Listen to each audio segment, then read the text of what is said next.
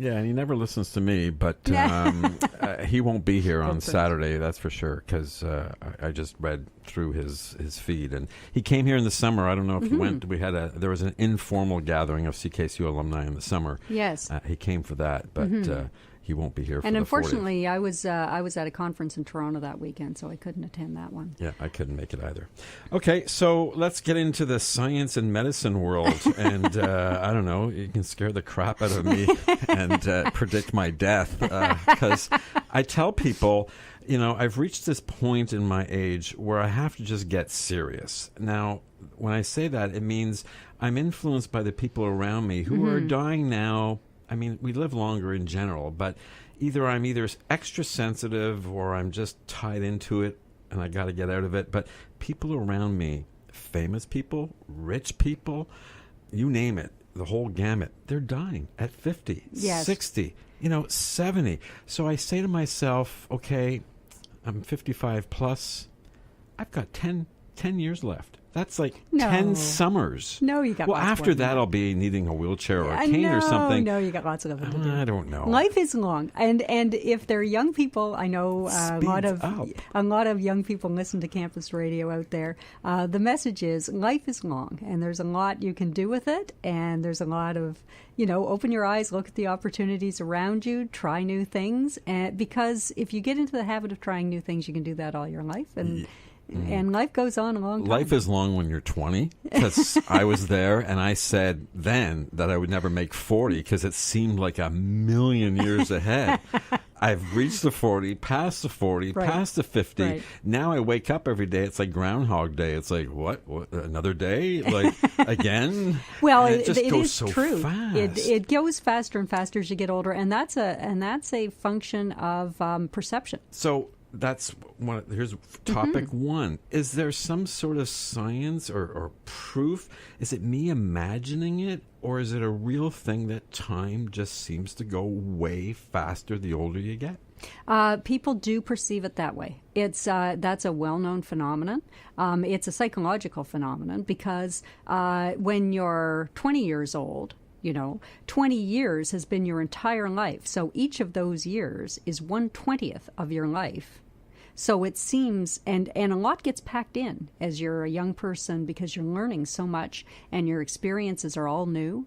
So it seems like it takes a long time.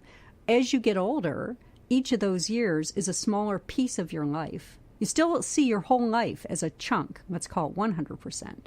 And you see each of those years as only... at first it was 20%, now it's 10%, now it's 3%. Each of those years seems less of a chunk. The other thing is your life becomes a little more routine. You're not doing the new things. You're not trying different things, going different places. You're doing the same thing year after year. And therefore, there's a sameness about it, and that adds to it. One of the ways to make life seem longer is to do a lot of different new things, go different places, meet new people, try different things. Makes sense. That's you're not an expert, but that's pretty damn good. I could be Dr. Brown. I should be. Have you ever thought I read it in books. Have you ever thought yeah, but you retained it. So that's really good. It's like I read a lot of stuff too, but I'm really bad at retaining.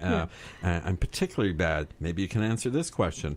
Why is it that I can remember numbers really well? I remember my home phone number when I was 2 years old, home telephone number, but I can't remember the last artist, song name, or band that I just played.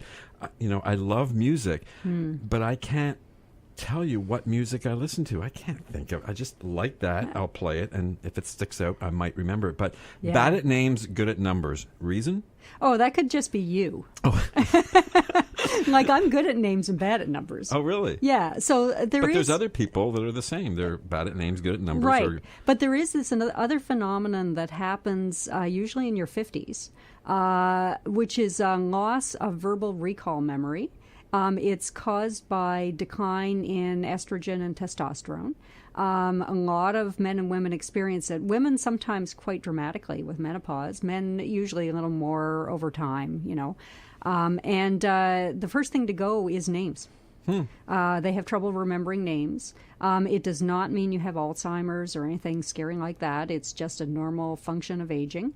And so people do have difficulty with names, and some people get to the point where they have trouble with nouns. They're always talking about the thingamajig or the what do you might call it. Great. That's all I have to look forward to. So that explains why I have to take a lot of notes as well these That's days. right, yeah. It's like there seems to be a lot of effort in trying to retain information, so I keep notes. Yes. Like they're all over the place. Well, I used to just be so cross- sharp myself. Like I'd have everything right there. It'd be in my head. Exactly, and I can't do that anymore. I It write notes. started when I was about 40. I started to have to really keep the lists and that kind of thing, and it just gets worse. And that doesn't mean there's anything wrong with you. That's normal age-related memory loss. Thank you, Dr. Brown. No, I've edited quite a bit about that's that. okay. Yeah, and that's my next thing. I didn't read it, but I think the last thing here on your blog, which is carolynbrown.wordpress.com, I think you're talking about menopause. Yes. I didn't read it. I wanted to. I just saw the word, and it's like I got to remember to talk to you about that. I don't know why. I guess because my wife is going through it. Oh, yeah. And I'm sure she is. Well, what pissed me off was there was no sign. No one held a sign saying, "I am now in menopause."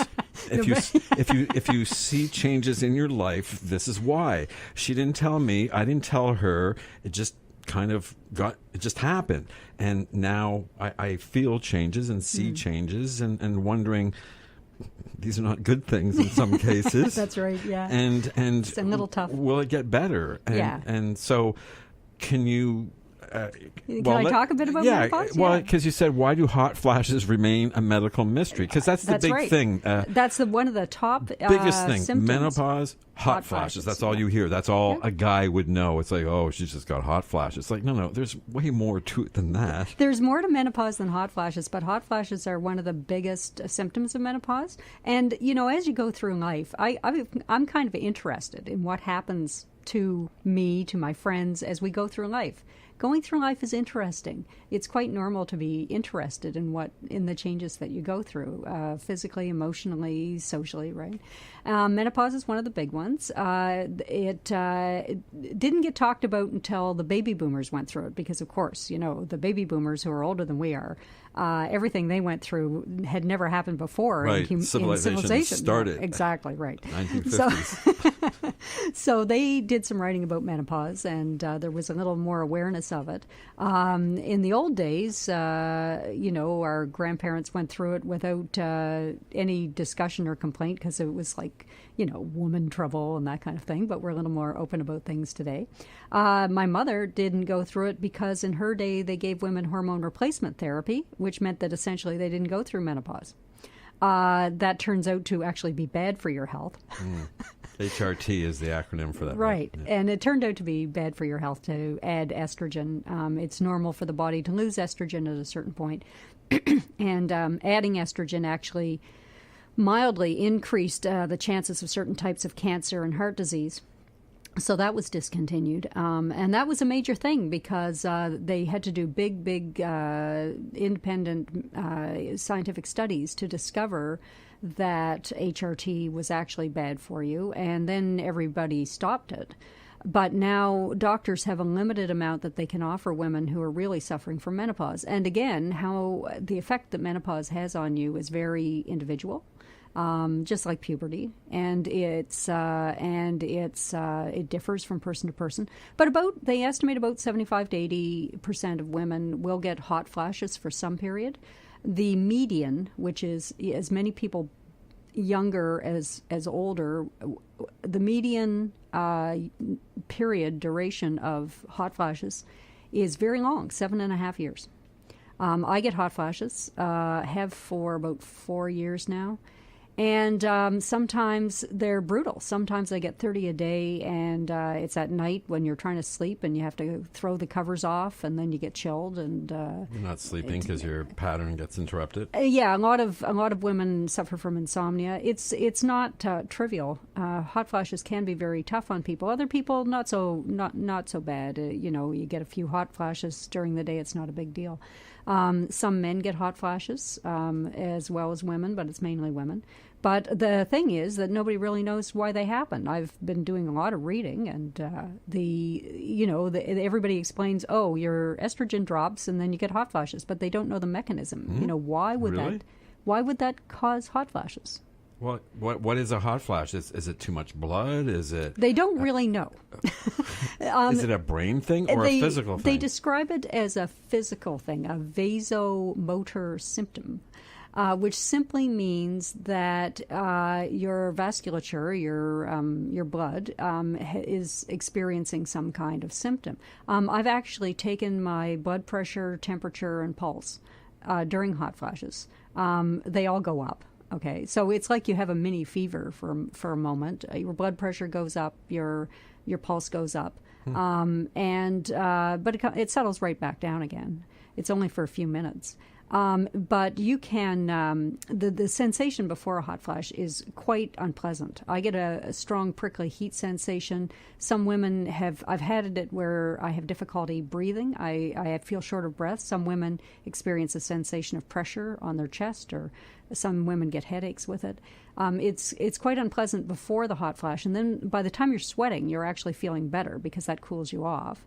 But some women sweat profusely, and it's difficult for them. It's embarrassing. You're changing your clothes and taking a shower 5 times a day, and it's not pleasant to sweat so profusely. It's so odd they don't know. Why? Exactly why. Is there an enzyme? Is a brain sending a signal, or what escalates What's the happening? blood pressure? No, don't know. No idea. No, and so that's one of those medical mysteries I wish somebody would go ahead and solve, because maybe we could find a way to at least alleviate them if we understood, naturally in a positive way, if we knew what was causing them. And so often doctors give out advice, well-meaning good people give advice to women on avoiding caffeine and alcohol and so on. But I did quite a bit of research into studies of natural ways to alleviate hot flashes. And the evidence from actual studies is very poor, very mixed. One study will say, oh yeah, coffee increases hot flashes. The next study will say, no, coffee decreases hot flashes. There's really insufficient evidence for anybody to change their lifestyle. If you drink moderately, if you have a cup of coffee, there's no reason for you to stop because of hot flashes. There's no indication that anything like that affects hot flashes. There is some evidence that being really obese increases hot flashes.